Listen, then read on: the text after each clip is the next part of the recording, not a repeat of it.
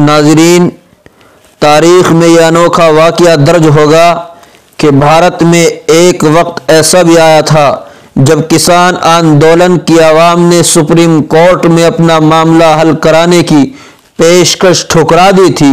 اس کے باوجود بھی سپریم کورٹ قاضی بن کر ان کا فیصلہ سنا رہا تھا۔ یہ پہلی بار ہو رہا ہے جب عوام عدالتی مراحل کی جگہ ایوان حکومت میں آمنے سامنے معاملہ حل کرانے کو ترجیح دے رہی ہے، اور آج بھارت واسیوں کو حیرت زدہ کرتے ہوئے سپریم کورٹ آف انڈیا نے کسان مخالف کالے قانون پر روک لگا دی ہے۔ لیکن واضح رہے کہ یہ قوانین ختم نہیں کیے گئے ہیں، صرف ان کے نفاذ پر عارضی روک لگائی گئی ہے۔ آپ کو کیا لگتا ہے کہ سپریم کورٹ اچانک انصاف سے ہمدرد ہو گیا؟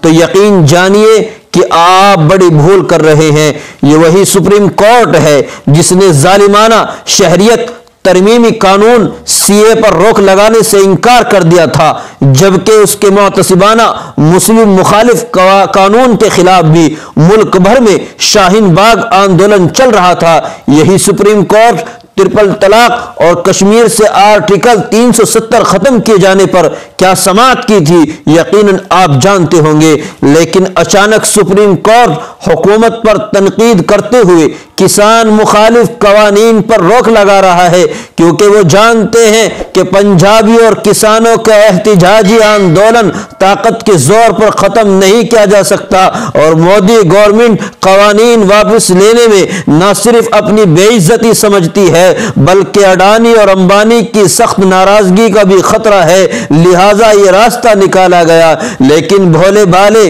مومعین سپریم کورٹ تہ میں پہنچے بغیر ایک بار پھر انصاف کی فتح، عدالت کی برتری، عدالت پر اعتماد بحالی جیسے نعروں میں مست ہونے لگی ہے، جبکہ بالکل 224 کی طرح واضح ہے کہ سپریم کورٹ کو بیچ میں ڈال کر جہاں حکومت ہند کسان کا آندولن ختم کروانے کی کوشش کر رہی ہے، وہیں خود پر 2-4 ڈانٹے پڑوا کر چاہتی ہے کہ ماضی میں سپریم کورٹ کی غلط فیصلوں کی وجہ سے اس کی تئیں جس قدر بے اعتمادی کی فضا عام ہوئی ہے، اس کی کچھ بھرپائی بھی ہو جائے اور عدالت کی مان لیاؤں میں کچھ اضافہ ہو جائے۔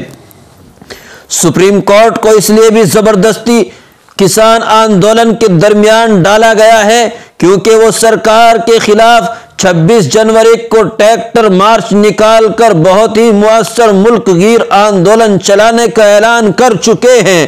دہلی بارڈر پر موجودہ احتجاجی آندولن حکومت کے لیے پہلے ہی سردرد بن چکا ہے۔ اگر اس کے ساتھ ٹریکٹر مارچ بھی نکل پڑا تو حکومت کو دانتوں پسینہ آنا یقینی ہے۔ ان سب کا ایک ہی علاج، دلچسپ بات یہ ہے کہ دہلی پولیس خود بھی عدالت جا پہنچی ہے کسان آندولن کے ٹریکٹر مارچ کو روکنے کی فریاد لے کر۔